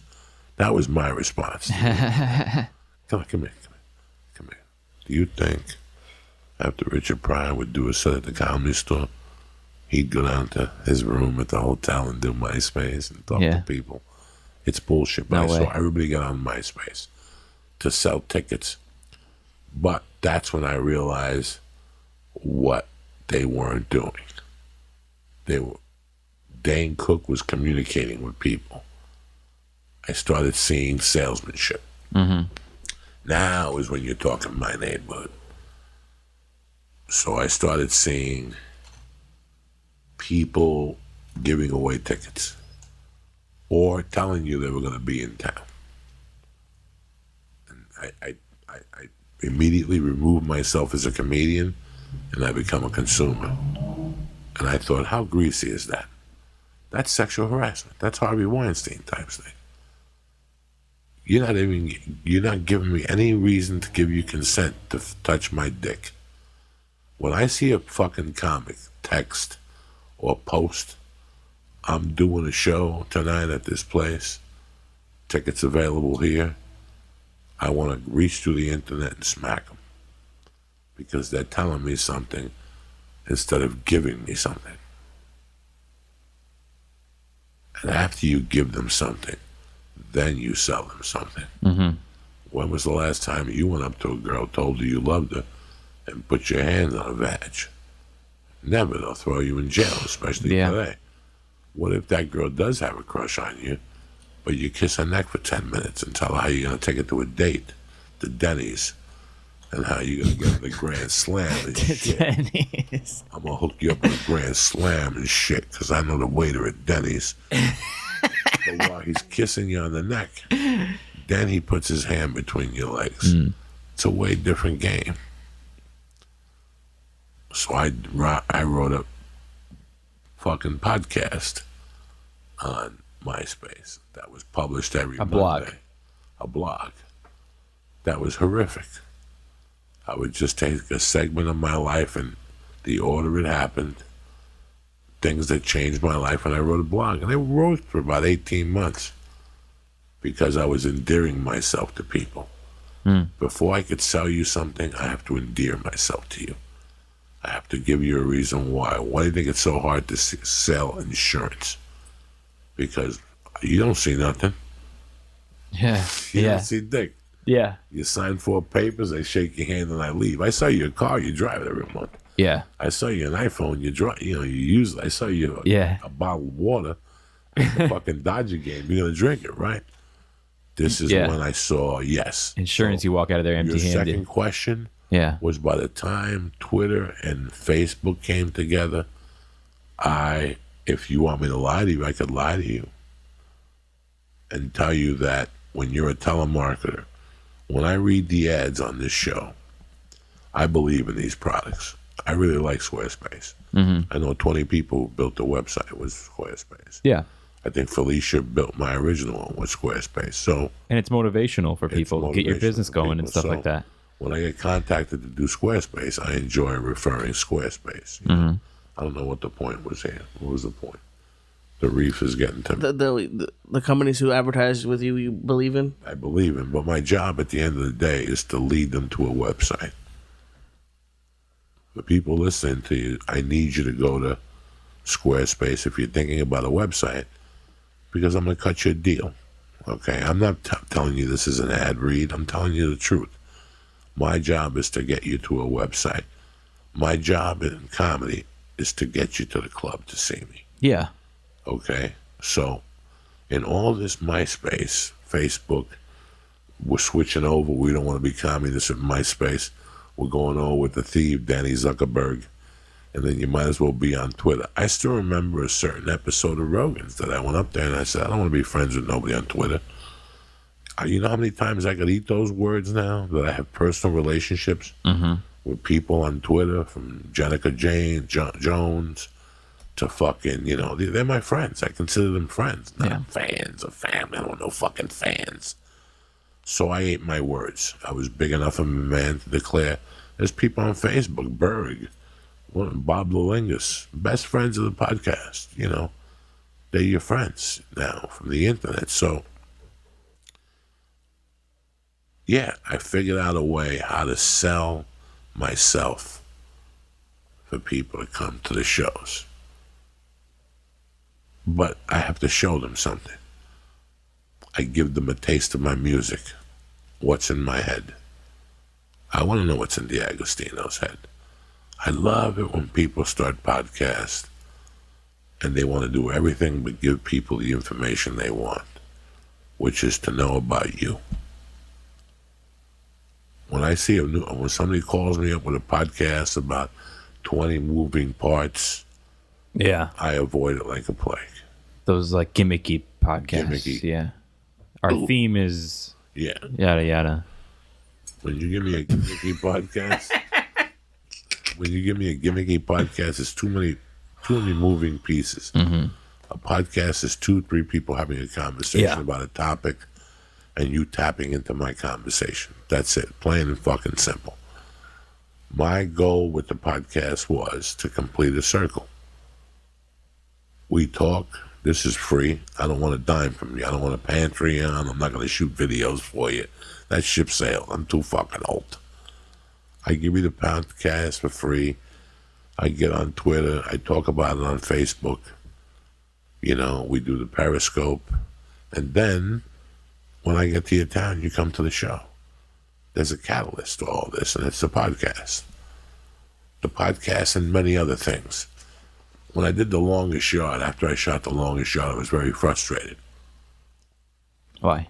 Because actually I had the same problem everybody else in town wanted to do. I thought that, listen, you never know what you're going to do in this town to launch you. The Tiffany Haddish, it was that movie. Took her from eating garbage to fucking living in Beverly Hills, and I applaud her. No matter what happens, what goes down. Having that talent's a big launch. Just being here, you create opportunities for yourself, and sometimes an opportunity opens up, and boom, you're there. What if tomorrow Lee's doing a spot at some fucking hellhole, and somebody from NBC sees him and says, I want Lee to do a daytime 15-minute thing on the internet every day, and we're going to give you 10 grand. Lee's going to call Agostino, and God, I know what they're talking about, but you're going to help me write that shit, and I'll give you $3,000 a week, and there you go. Then people are going to go, whoa, but Agostino's not a writer. Why are you giving it to him? And then Agostino's going to get a new car. And after 2 years, every club Agostino walks into, he's going to go, he wouldn't be anything without Lee Syatt. Yep. And you're like, wait a second. That's exactly how it goes. There was an opportunity there. I seized it, and now that's the way it is. And now you're fucking hating on me. Yeah. Oh, he wouldn't be anything without Lee Syatt. Really? Go ask Lee Syatt that. Lee Syatt will tell you if that's the truth. Right. Lee Syatt will say, yeah, I write 60% of them, but fucking Agostino's come up with some whoppers while we're shooting. Yeah. You know what I'm saying? So yeah, like you take me to a club with you to open, but guess what? If I bomb, that club's going to tell Joey next time, maybe bring somebody else. Yeah. You got to keep the work. No, maybe someone gave it to you. And I also let you walk home. I cancel your flight reservation. And I call the airlines and put a TJ Miller. I tell them you got a bag on you and a bag of hummus, and you're ready to call Allah and collect. Yeah. That's why you can't be mad at Dane Cook though either, because he did that, but he could have been not funny, right? Like he touched everybody and connected by everybody by MySpace, but what if he wasn't funny? Like Dane put in work. Yeah, he put in work. I got a great story about Dane. This is a very true story. In the late 90s, early 2000s, one of the hottest clubs in the country was Houston. And I spoke to a friend of mine in Houston who goes, oh my God, I can't wait. Dane Cook is coming this weekend. I always liked Dane. He was very popular in L.A. He was starting to... This is before that bar on Sunset on Tuesdays. He was already getting popular at the Laugh Factory. People going to see Dane at the Laugh Factory. And one Monday, I had Latino night there. And as I was walking in, he was walking out. He did like a guest spot on Latino night. I go, how you doing? He goes, good. I go, how is Houston? I'll never forget this. I go, how is Houston? He goes, Houston was a great fucking show. It was a great week. But it was just a bit too long, Joey. He goes, it was Wednesday through Sunday. And he looked at me and he goes, I got to figure out a way to shorten that. That's why when he started hitting theaters and arenas, it didn't surprise me. He was over it from the beginning. In his mental state, he was done with that. He had already done colleges. He had been sprinkling seeds all around the country from colleges for 2 or 3 years. He was just doing colleges, building up these little markets that nobody else thought about going to, just dropping seeds. And what do you think happens? What the fuck do you think happens? That's what happens. You know, people don't remember Kevin Hart. Kevin Hart went to Montreal or whatever. I don't know the story. I'm not here to, but I do know that he got an ABC sitcom. And it was supposed to be the hottest thing ever, and he got a couple seasons, then the thing went away. I do know that he called his agent the next day and he goes, take my calendar, book every week, pay me $1,500, and I want you to give the tickets away. Because I'm still a TV guy. They're still going to come because I'm a TV guy. Just give tickets away. Whoever pays, pays. If not, comp them all out. I want those rooms packed. And he made all those free tickets. He made them pay the next time. And he came back again the next year and he did the same thing. And every year he built. He went into theaters and today he's in stadiums. Yeah. That takes an enormous commitment. It's not a 1-year thing. It's a 3-year thing you're looking at. You're looking at a 3-year cycle. I'm going to go 45 weeks for 3 years. But each 18 months, I'm going to move up a cycle. I'm going to go from clubs to theaters. This poor bastard I kidnapped. I'm going to Tucson. He's been calling me every day. I got him on the Pay No Mind program. Because last time I went to Tempe, he told me he was showing up. Now he gets who guts. I'll call him an hour before I get there. I'm coming to the show. I got to torture him a little bit. I'm saying I can't get him. So if you don't know that when you're going into it, like I wish I had a comedy a plan at the 3-year, but you can't. You can't have a plan. Your only plan is to get on stage. That's your only plan. Well, Joey, I want to be a good lawyer. Well, then you have to hang out at a lot of fucking courtrooms, my friend. A lot of courtrooms every night. Yeah, but I need to study. Well, you study after the courtroom. Yeah, but I also need a job. You get yourself at a fucking delivery, Uber, whatever the fuck it is. On the Uber weekends or whatever. Yeah. If you really want it, it happens. But I don't want you to think it happens just because it's supposed to happen. Well, it's also crazy how it's different for everybody. Like, did you see that thing that Sebastian put up with him? And it was like the news guy, NBC Nightly News, did an interview with him at the store. No. It was in. I had heard the story before, but he was a waiter at the Four Seasons, and they didn't say this on that, but I've heard that he didn't go on the road as much as everybody else. Like he stayed and worked and just worked only at the store really or around LA. It's pretty like. He would go and do his spots on his break. I was like, gee, that's anxiety. He would come into the store with his waiter suit on, take his vest off, put a leather jacket on, and go up there, get off the store, get in his car, and go back to the Four Seasons. Wow. You know, I have problems with raising a comic in L.A., but I don't have problems with raising a comic in L.A. if he knows where his position is. He always knew where he stood. He went on that tour. Then he went on that tour with Tap and all those guys in the Wild West tour with Steve Byrne. Oh, was he on Vince Vaughn's Wild West comedy tour? Yeah, one of those things. And that's right. He was on that with like on Meta. He's got a fantastic career. Yeah. But I never want anybody to think that it just happens overnight. And then I remember Tim 10 years ago. He was the favorite comic in the club in Addison, Texas. And they're going, Joey, have you seen him lately? And I go, no, I haven't been at the store. And they go, it's brilliant. It's like Andrew Dice Clay clean.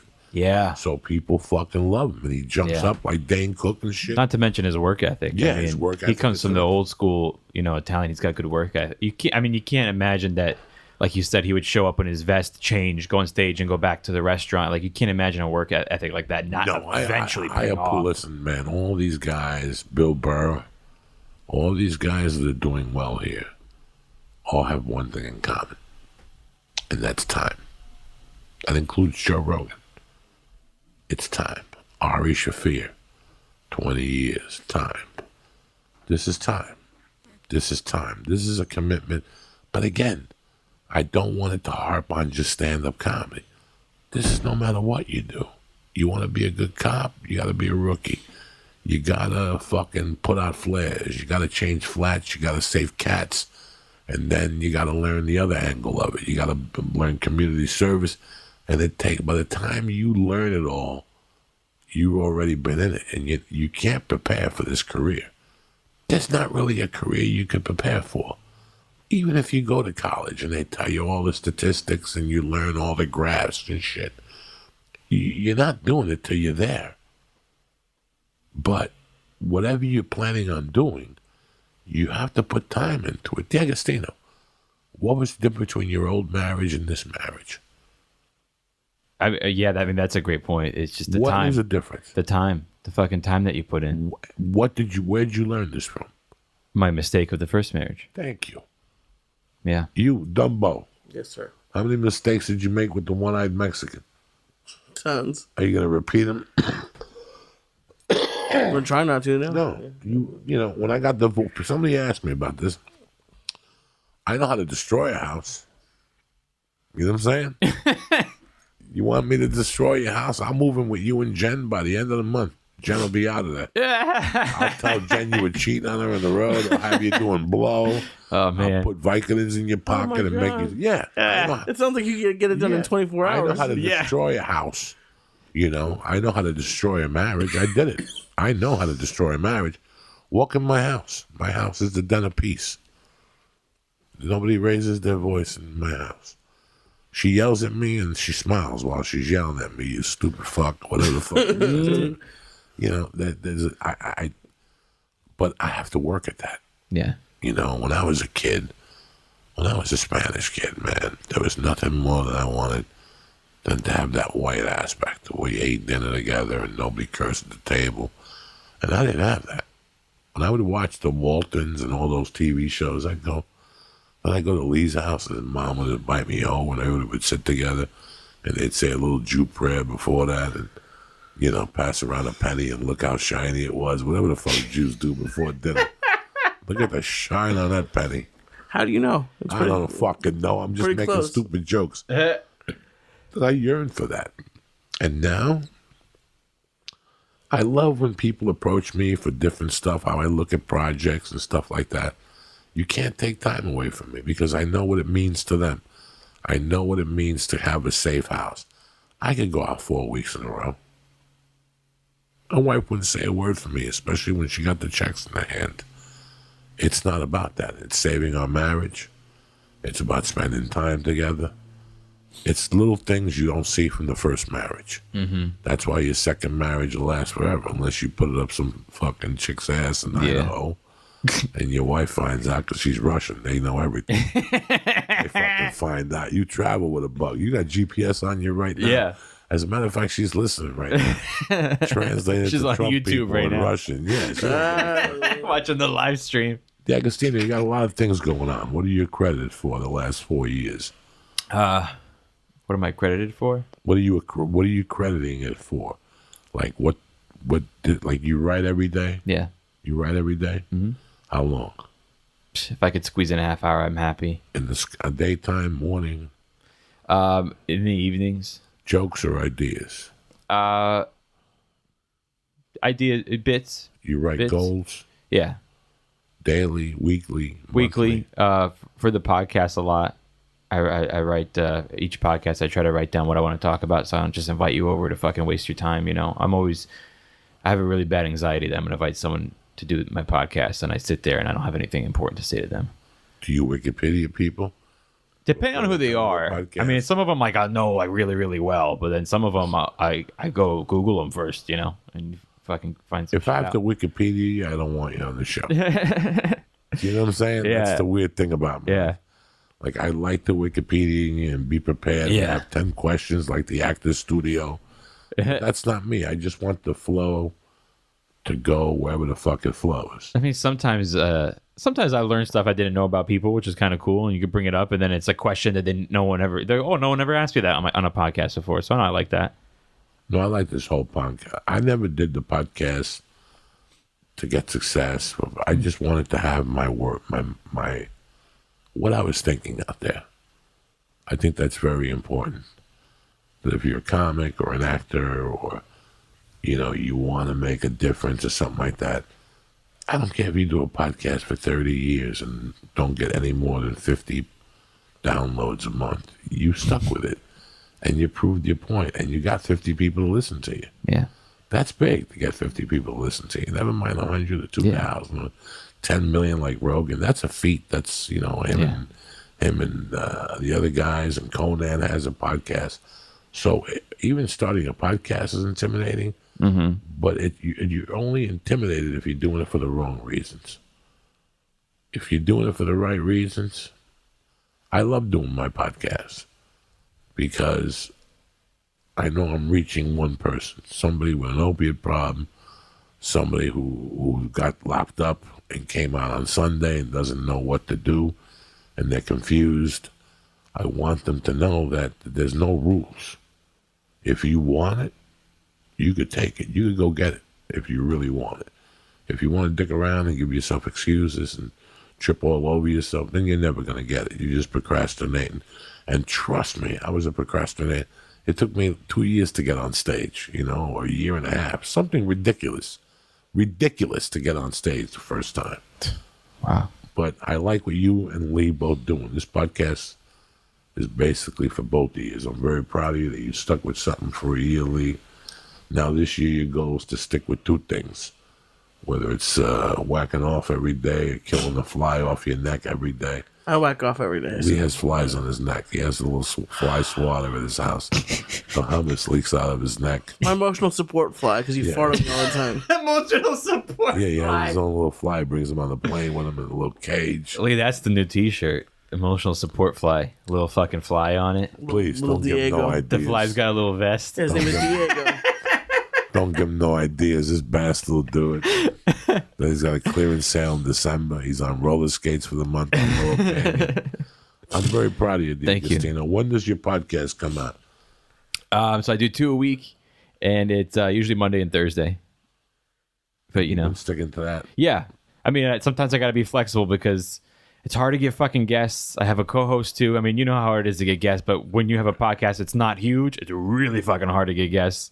And then you get pissed at people like, you said no to me, you didn't have time, but then you did that, guys. You know what I mean? It's little things like that. But with, shows, jobs, as long as I get 2 out, I'm happy. But it's pretty much like Monday and Thursday. You got a lot on your plate. Yeah. You got the wife, the job, stand up. You live in the same building as your parents. Yes.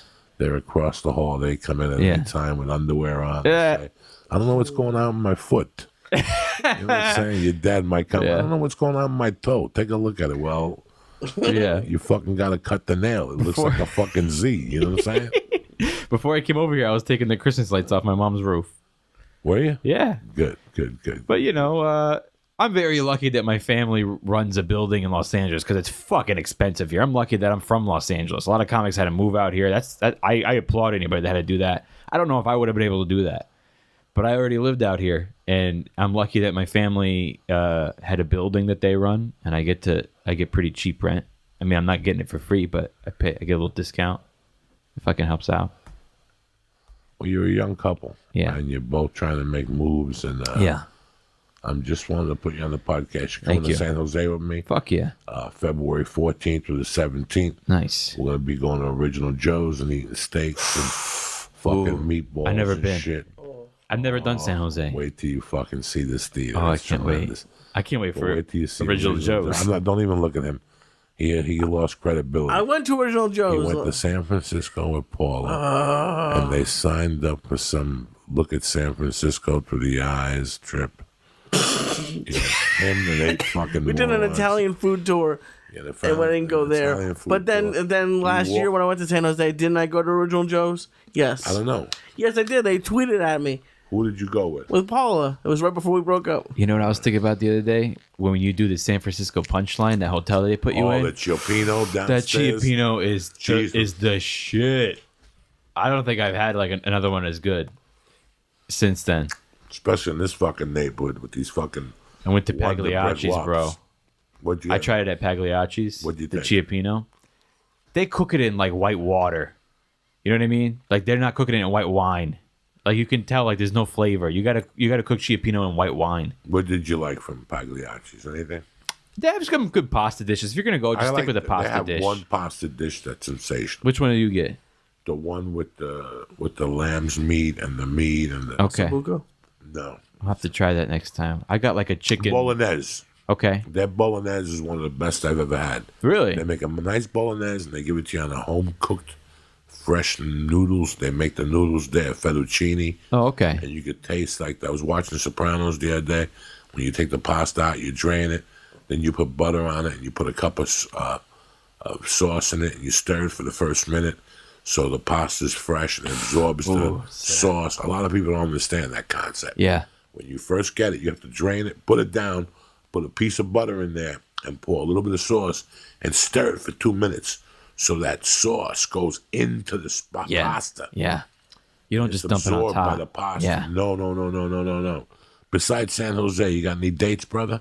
I had a pretty fucking busy January, but I have nothing really in February besides San Jose. All right, so you're with me in San Jose the 14th to the 17th. Yeah. Then the following week, I'm at Treasure Island in San Francisco on the Las Vegas on the 22nd, and the Fox Theater at motherfucking Tucson, Arizona on the 23rd. That's a tour with Kate Quigley. Nice. I know the tickets are a little extra in Vegas, so I'm bringing you an artillery of fucking talent. Nice. And beside that, Agostino, I just want to tell you and Lee, I'm proud of the both of you. Thank you. That means a I'm lot. proud that Lee stuck with something for a year. I hope he continues to stick with it.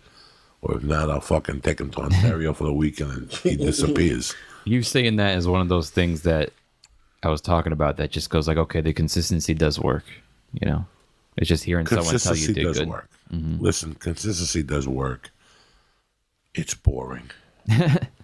It's boring. Yeah. You know, Well, especially when you don't see the payoff right away. when in comedy, every 90 days is psychiatrist bill. You hate your wife, you hate everybody because you don't see the results. Yeah. But the results are happening. Yeah. You're just not giving it enough time to let the miracle happen. And once the miracle happens, now you want to get stronger there. Now it's like snorting coke. Yeah. There's a point where, like, you know, I did comedy all my life, and then at the fucking 12-year mark, I went crazy. Let me tell you what happened yesterday. I was about to take a shower. It was 4:45, and I had a birthday party at the house for my daughter and 16 other princesses. All they needed was a little gay boy with a whistle and Donna Summer music, and we would have had it off. But it was still a great time. But at 4:30, me and my daughter were watching something. I go, Mercy, I gotta go get ready. And Mercy had to go get ready. My wife had to brush her hair and put a fucking princess costume on. So as I'm going to the shower, I'm thinking to myself, and something just came to my mind.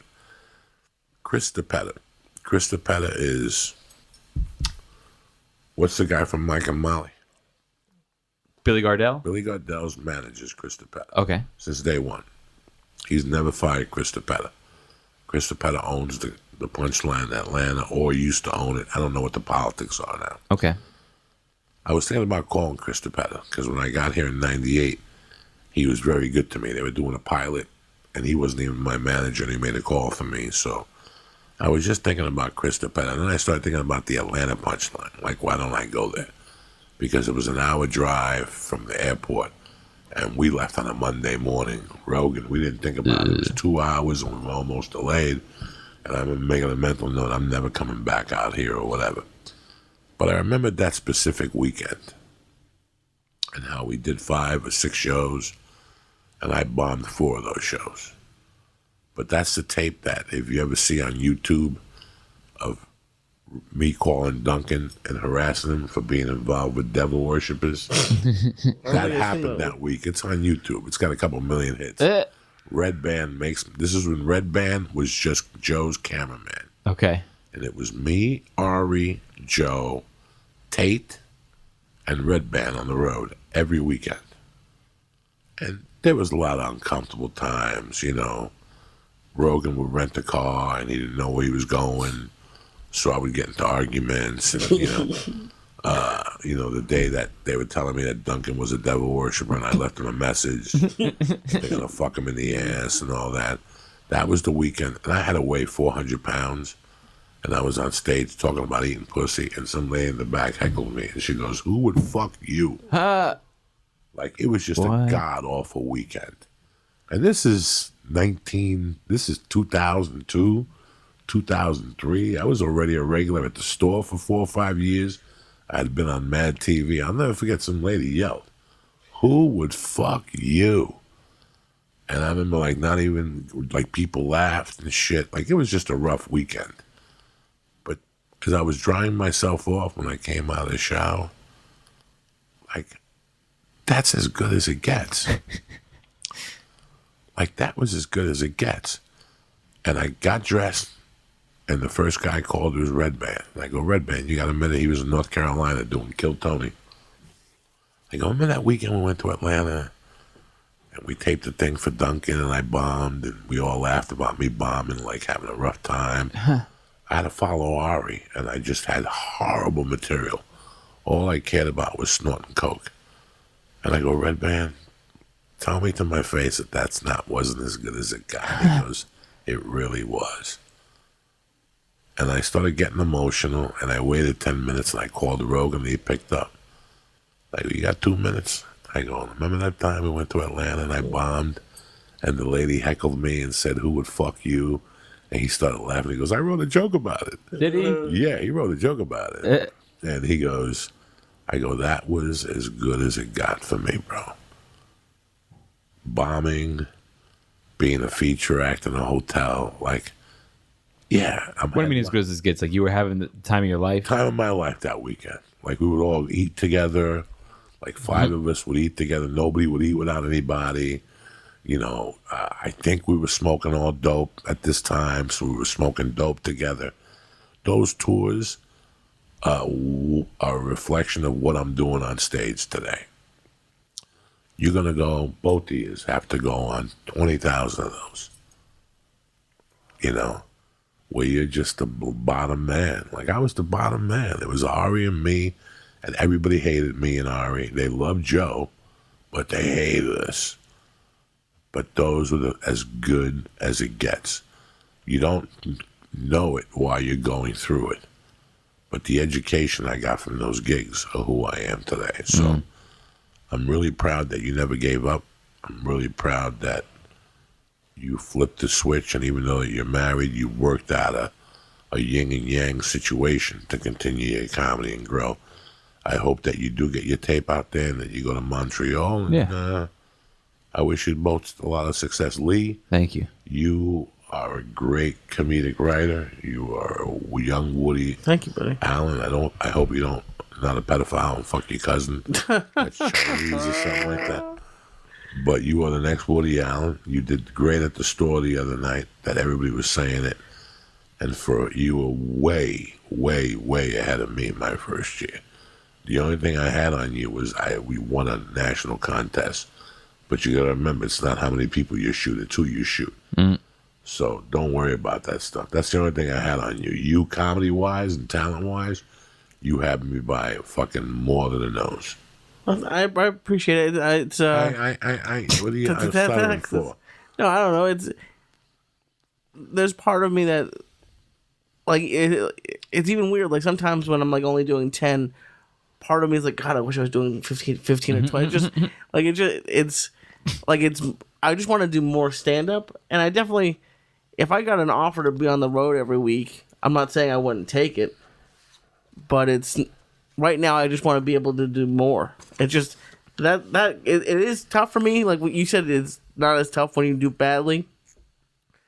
If I only have one set and I don't do well, I'll be sad until the next day. There's a big time gay comic that called me the other day and asked me if you were available. Dan, I'll do it. I'll dance for him.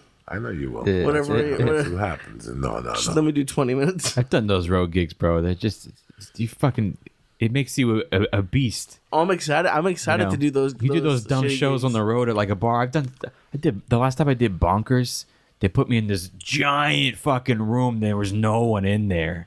And they told me to go on stage anyway. I wouldn't get paid. I had to go up there like an idiot and do stand up for the empty chairs. Literally not one person in there. And then when you show up at the bar show in downtown LA and all those other guys are eating a dick, you're going to go up and kill because you know how to fucking do horrible rooms like that. That happened to me in Riverside. It was a restaurant where no one was paying attention. And because of the show I did at Eddie Bravo's thing where no one was paying attention, I knew I had to approach it a little differently. And after the show, the booker actually just booked me again because 3 different people were like, "Oh, I love that guy." Like, and they had no idea who I was. But it's cool to, like, when you see something again that you bombed at once, you're like, oh, I can, at least I have an idea of how to handle it differently this time. And this goes across the board for whatever you're doing. When I was roofing, these principles apply. When I was a plumber, these principles apply. No matter what career you have that you're looking for advancement, it's all the same path. It's time and then opportunities. One day you're going to be there 7 years. You're going to go, when am I going to get a raise? All I want's a raise for $1. And they call you in the office that the guy that was your boss is quitting and you're getting a $3 raise. And you go, Jesus Christ, God works in mysterious ways. No, you punch the fucking clock. You're going to eventually get money. Not today. You might not get it today. It might be in the future. And the work you guys are putting in right now are the building blocks. Yeah. So when you do get to that level, you don't fall apart on me. I don't even know what the fuck's going on. Look at me. I did the work, and I fall apart at the seams. I did the work. I rode on the Greyhound buses. I got crabs. I did everything. Anyway, I want to thank you, D'Agostino, for coming on the show, brother. And San Jose will see us. And I want to thank the fucking the Christ Killer for always being here and being a savage and for continuing his comedy quest. But before we leave, I want to talk to you about a few things, all right? Things you could do with Squarespace, all right? I mean, they never end. You could turn your cool idea into a new website. You could showcase your work. You could blog or publish content. You could sell products and services of all kinds. You could promote your physical and online businesses and announce an upcoming event or special project. Listen, Squarespace does this by giving you beautiful templates created by world-class designers with a powerful e-commerce functionality that lets you sell anything online, plus the ability to customize the look and feel, settings, product, and more with just a few clicks. Everything is optimized for your mobile site right out of the box. It's a new way to buy domains and choose from over 200 extensions, free and secure hosting, nothing to watch or upgrade, and 24/7 award-winning customer service. Where are you going to get that from? Squarespace, all right? So if you're ready to start the new business, you want to make it stand out. You know, get started with Squarespace. Squarespace, I'm sorry. So do me a favor right now. To the church family, okay? You're looking for something to do. You're looking for something. It's a new part of the year. You got goals. Ain't nobody going to know whether you're making music. Nobody's going to know about it. They're not just going to know. The Bluebird of Happiness is not going to knock on your door and spread the word that you're mixing fucking beats. So you got to start somewhere. I'm going to give you the opportunity. Your Uncle Joey's going to send you. Go check out squarespace.com. It's a free trial. And when you're ready to launch, use the offer code CHURCH, CHURCH, to save 10% off your first purchase of a website or a domain. It's that easy. That's squarespace.com. Enter church, okay?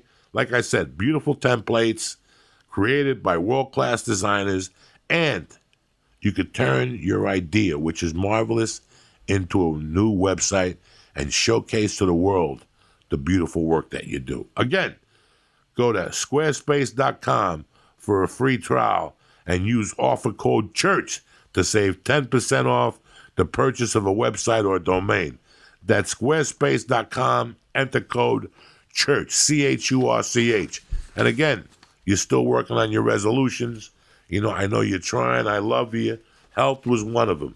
Get yourself a kettlebell. Go get some Shroom Tech Sport. Go get some Shroom Tech Immune. Go get some supplements from Onnit. Onnit is the leader in supplements, whether it's, you hear me talk about the Shroom Tech Sport. Why? Because the mushrooms give you more oxygen to your lungs when you're working out. Listen, I don't know why. I'm just telling you, I drop one of those before I go to jiu-jitsu, and I'm flipping motherfuckers like Jojo Murata. You know what I'm saying? Number 2, you fly a lot. There's germs everywhere. You got to go with Shroom Tech Immune. Why? So you don't walk around with a little Japanese guy with a mask on your face at the airport. Who needs that aggravation? Be a fucking man. Eat the third germs. You know what I'm saying? So what I'm saying to you is Onnit is the way to go. I love Onnit. You say, Joey, what do you like about Onnit? I love the Alpha Brain. I love the Mexican chocolate protein. There are so many things that Onnit has to offer you, but you have to go there. So do me a favor. Out of respect for me, the Joey, and the new year, your Uncle Joey, and yourself. You work your resolutions and get healthy. Go to Onnit.com right now. Take a look at the great selection. They start with Alpha Brain. If you don't like it, they give you a money back guaranteed. They don't even want to see the product. Go to Onnit.com right now and press in Church. at checkout and get 10% off from your order, and it gets delivered right to your door, okay? I want to thank the Agostino Zoida and the name of your podcast, Homeschool Podcast. I want to thank the Flying Jew and congratulate him on his progress. And I want to thank you guys for listening and starting the year off with your Uncle Joey. You bad motherfuckers. Stay black. Have a great day and don't let nobody fuck with you. Remember Brea next weekend, the 22nd through the 24th. I'll see you savages down there. Kick this motherfucking mule, Lee.